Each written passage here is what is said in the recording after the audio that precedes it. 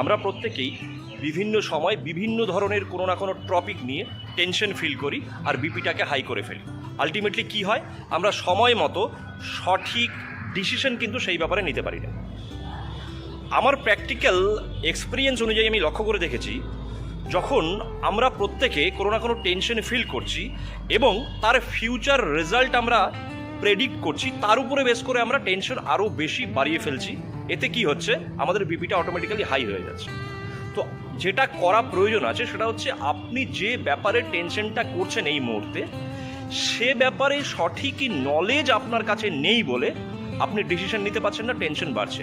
আমাদের human brain লজিকে বিশ্বাস করে, সে কারণে আপনি যেটা নিয়ে টেনশন করছেন এবং ফিউচার প্রেডিক্ট করছেন, এটা হতে পারে, ওটা হতে পারে, সেটা হতে পারে, আর হলে পরে আমার অবস্থা কী হবে, এই জায়গা থেকে আপনার বেরোনো প্রয়োজন আছে।